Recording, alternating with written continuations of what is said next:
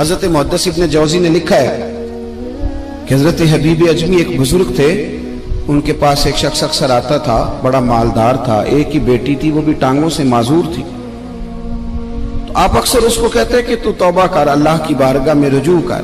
ایک وقت ایسا آتا ہے کہ پھر انسان کا جب کوئی اپنا نہیں رہتا پھر اسے مصلی یاد آتا ہے، لیکن اگر مصلی کی عادت بچپن سے پڑ جائے نا تو پھر ذرا آسان ہوتا ہے اللہ سے دل لگانا۔ وہ اکثر آپ اس کو کہتے ہیں کہ ٹھیک ہو جائے کہ تو بیٹی ہے، وہ بھی بیچاری معذور ہے، تو کہاں دولت لے جائے۔ آج کرتا ہوں، ہم تاریخیں دیتے رہتے ہیں نا اللہ تعالیٰ کو معاذ اللہ کہ رمضان سے میں نے نیک ہو جانا ہے، عمرہ کر کے آؤں گا تو پھر میں پکا نمازی ہوں۔ خدا کے بندو، کس نے تجھے بتایا ہے کہ رمضان تک تو زندہ رہے گا؟ کس نے خبر کی کہ عمرہ کرنے تک تو بچے گا؟ حضرت حبیب اجمی اس کو کہتے تو کہتا بڑی جلدی ٹھیک ہو جاؤں گا۔ ایک دن سویرے سویرے توبہ کرنے آ گیا۔ آپ نے فرمایا کیا ہوا؟ تو کہنے لگا حضرت جی کل ایک 15 سال کا نوجوان ملا ہے اور مجھے توبہ کرا گیا۔ مزہ ہی اس عمر میں اللہ اللہ کرنے کا، نبی کریم سے محبت بھی کرنی ہو تو یہی عمر ہے۔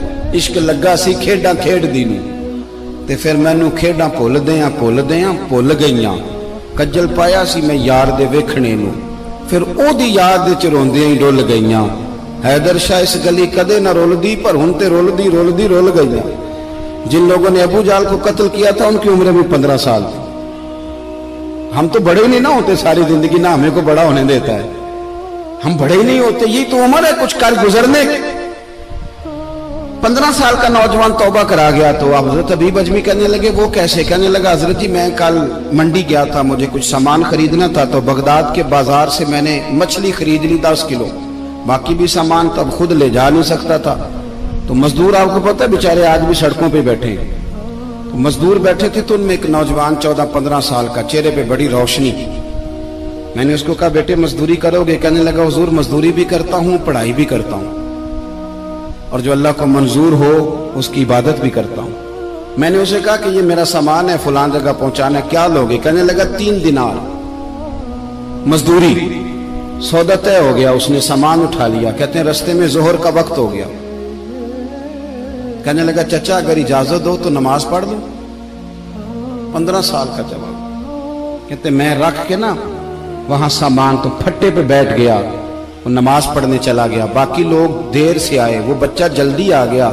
میں نے کہا بیٹے آپ جلدی آ گئے؟ کہنے لگے نفل چھوڑ دیے، اب یہی نہ سمجھ لیں کہ کام چور ہے، میں بعد میں پڑھ لوں گا۔ کہتے ہیں وہ دوپہر کا وقت، رمضان بھی نہیں تھا، میں اس بچے کو نوجوان گھر لے گیا اور میں نے اپنی بیوی سے کہا کہ بڑا نیک ہے، نمازی ہے، اور راستے میں یہ بھی ہوا ہے کہ میں نے اسے ایک دفعہ کہا ہے کہ یہ مجھے تھوڑی دیر کے لیے دے دو، گرمی بڑی ہے، تمہیں پسینہ آ رہا ہے، میں اٹھا لیتا ہوں۔ کہنے لگا نہیں چچا میں رزق حلال کھاتا ہوں، اگر آپ اٹھائیں گے تو میں 3 دینار مزدوری پوری نہیں لوں گا، پھر پیسے کم کروں گا، میں نے طے کیا ہے کہ اٹھاؤں گا۔ تو کہتے ہیں میں نے اپنی بیوی کو بتایا تو بڑی متاثر ہوئی، کہنے لگی دوپہر کا کھانا پک گیا، اسے کو روٹی کھا لے، رمضان بھی نہیں تھا۔ کہتے میں باہر نکلا، اس کو 3 دینار تھمائے، تو میں نے کہا بیٹے ایک بات میری مانو گے؟ کہنے لگا بتائیے۔ میں نے کہا کھانا پکائے کھا لو۔ کہنے لگا میں معافی چاہتا ہوں، میں نے روزہ رکھا ہوا ہے۔ حضور نے حکم دیا، حکم نبی کریم نے حکم دیا، بخاری مسلم کی حدیث ہے، فرمایا نوجوانوں اگر تمہارے پاس طاقت ہے تو نکاح کر لو ورنہ روزے رکھو۔ حکم دیا، یا نکاح اور یا روزے، یہ سرکار کا حکم ہے۔ بھائی نفلی روزہ نفس کی قوتوں کو کچلتا ہے، انسان میں نورانیت اور روحانیت لاتا ہے۔ کہتے وہ کہنے لگا میں نے روزہ رکھا ہے، میں اور متاثر ہو گیا۔ میں نے کہا اب کیا کرو گے؟ کہیں اور جانا ہے؟ کہنے لگا نہیں، میں جس دن 3 دینار کما لیتا ہوں پھر میں مزید لالچ نہیں کرتا، باقی وقت یا قرآن مجید پڑھتا رہتا ہوں یا نبی پاک پہ درود شریف پڑھتا رہتا ہوں۔ اب بتائیں تو میں نے کہا کہ افطار میرے ساتھ کر لو۔ کہتے ہیں میں اسے مسجد چھوڑ آیا اور خود میں لوٹ آیا، افطار کے بعد میں اسے لایا، کھانا کھلایا، عشاء پڑھی، اس کا گھر دور تھا، میں نے ڈرائنگ روم کھول دیا، بیٹھک کھول دی، وہیں وہ سو گیا۔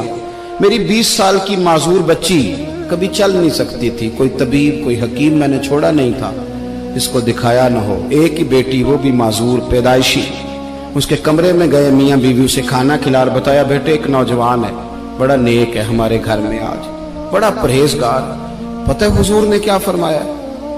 نبی کریم فرماتے ہیں جب نوجوان اٹھ کے تہجد پڑھتا ہے نا، نوجوان تو اللہ فرشتوں کے سامنے اس نوجوان پر فخر فرماتا ہے. اللہ فخر کرتا ہے کہ عمر دیکھو دیکھو یہ میری بارگاہ. اللہ فخر کرتا ہے, اللہ یعنی خدا خود میرے مجلس بود اللہ فخر کرتا ہے. اب سوچے تو ہم نے اپنی بیٹی کو بتایا کہ نوجوان اور بڑا نیک ہے,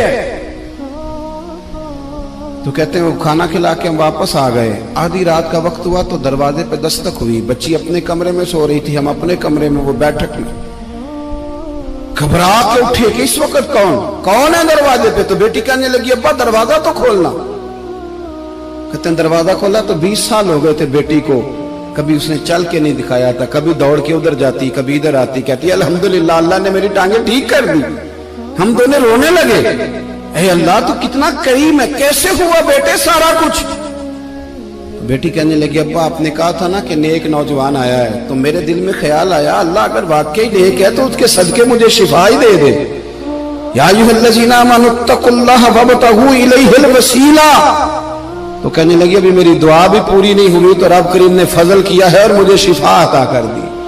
کہتے ہم دوڑ کے اس کے کمرے میں گئے اور جب ہم نے ہاتھ رکھا تو دروازہ پہلے سے کھلا تھا, ایک خط چھوڑ گیا تھا. آج کل کے پیر کی کرامت ہوتی تو فیس بک پہ دے دیتا, باقیوں کو بھی ذرا بھول پتہ چلے. کہتے ہیں وہ خط چھوڑ گیا اپنے بستر پہ کہ اگر تم لوگوں کو مجھ سے محبت ہو گئی ہے تو میرے پیچھے نہ دوڑنا, اس رب کی بارگاہ میں جھکنا جس رب نے میرے اوپر بھی فضل فرمایا ہے اور آپ پر بھی کرم فرمایا. میرے نوجوان دوستو, یہ جو بچپنا ہمیں لوگ کہتے ہیں نا ابھی بچے ہو, ابھی جب آپ بالغ ہو گئے تو نماز فرض ہو گئی, سچ بولنا ضروری ہو گیا, رزق حلال کھانا ضروری ہو گیا, شریعت ساری کی ساری لاگو ہو. ایک تو درگزر سے کام لیں, دوسرا اپنی زندگی کے اندر خواہشات کو چھوڑیں. سادہ کھانا تو ویسے انسان کو تندرست رکھتا ہے. یہ جو چکر ہم نے ڈالا ہوا ہے نا مرضیاں کرنے کا, اب موٹر سائیکل بالکل اچھی بھلی ہوتی ہے پر سفارش یہ ہے کہ ماڈل پرانا ہو گیا ہے, تو یہ تو کمزور لوگوں کی علامت.